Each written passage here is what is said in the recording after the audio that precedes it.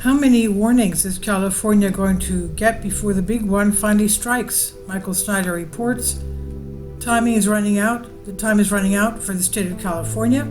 Scientists are telling us that the big one is way overdue, but most people living in California don't seem to care. Every once in a while there's a reminder that they live in earthquake country, and those reminders seem to be coming a lot more frequently these days.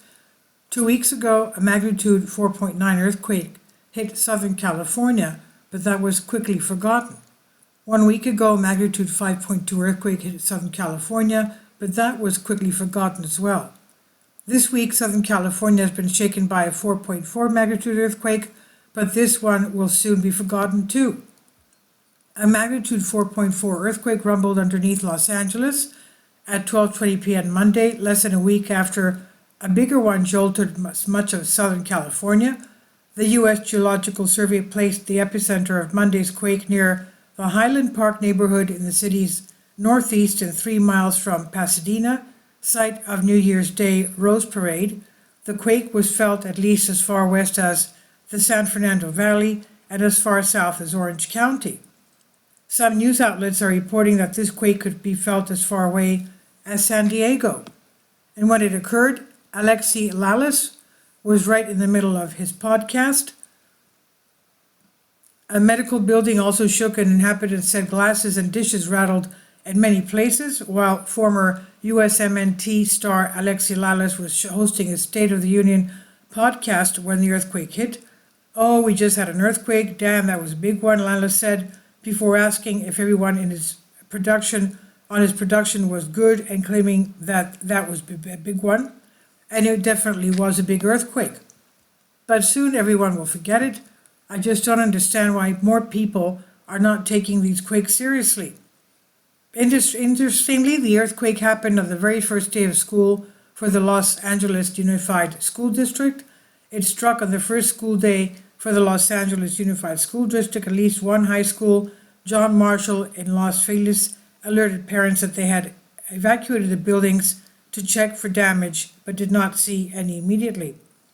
Can you imagine sitting there and your entire classroom starts to rattle?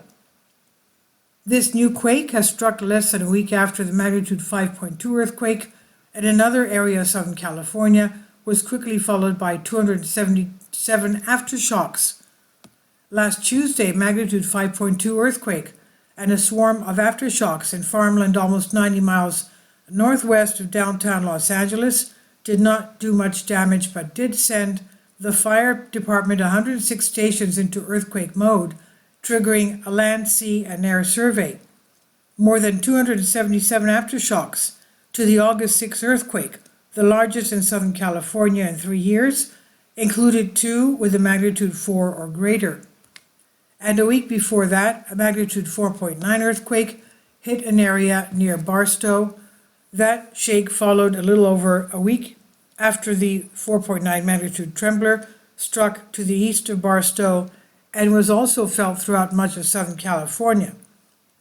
When the giant ball of fire that our planet revolves around is very active, we tend to experience more seismic activity. Unfortunately, solar activity is likely to remain very high levels for the next couple of years. We are in a period of known as the solar maximum, in an 11-year cycle of the sun when increased solar activity erupts.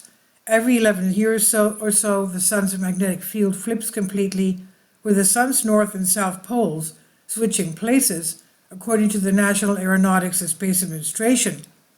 Solar maximum happens in the middle of the cycle.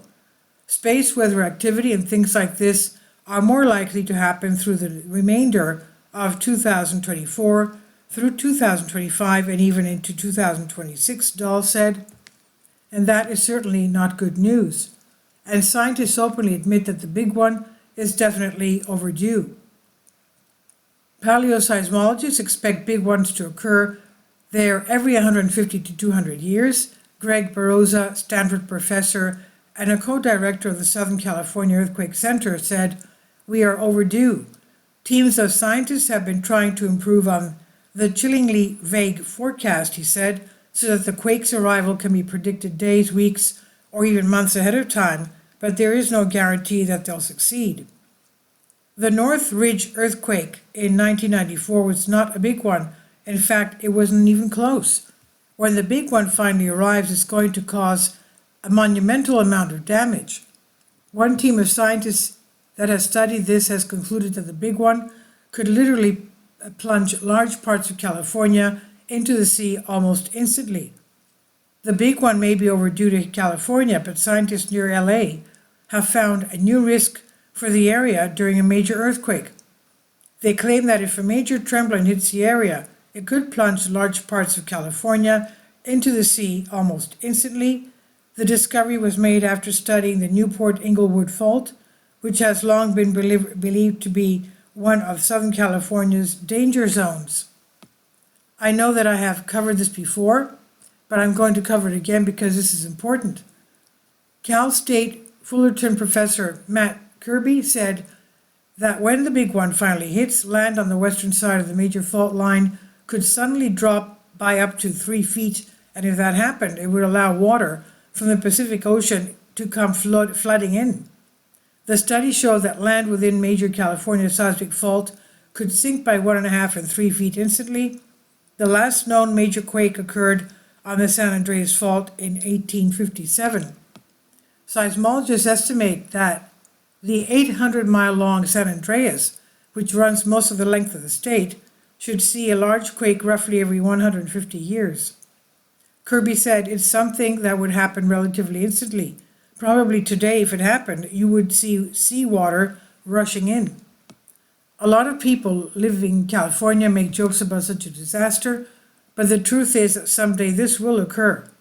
In my latest book entitled Chaos, I have an entire chapter that's dedicated to what's going to happen to the state. We've been warning over and over again for decades, but most of those that live in the region are not interested in such warnings. For the moment, millions of people are partying as if disaster will never come, but someday time will run out and the geography of the state of California will suddenly be altered dramatically. This is by Michael Snyder on End of the American Dream. Please leave your comments and thank you for your support. This is by Michael Snyder. About the author, Michael Snyder's extremely controversial new book entitled Chaos is available in paperback and for Kindle on Amazon. He's also written 7 other books that are available on Amazon, including End Times, 7-Year Apocalypse, Lost Prophecies of the Future of America, The Beginning of the End, and Living a Life That Really Matters. When you purchase any of Michael's books, you help to support the work he's doing. You can also get his articles by email as soon as he publishes them by subscribing to his Substack newsletter. Michael has published thousands of articles on the Economic Collapse blog, End of the American Dream, and the Most Important News, and he always freely and happily allows others to republish those articles on their own websites. These are such troubled times and people need hope. John 3:16 tells us about the hope that God has given us through Jesus Christ. For God so loved the world that he gave his only begotten Son, that whosoever believeth in him should not perish but have everlasting life. If you have not already done so, we strongly urge you to invite Jesus Christ to be your Lord and Savior today. Finally, support my Patreon account. The daily posts are 5 videos daily, and they are totally different from what I have on my YouTube channel. Thank you so much for your support and that you find all my content so interesting. You'll find the Patreon account details in the description box below.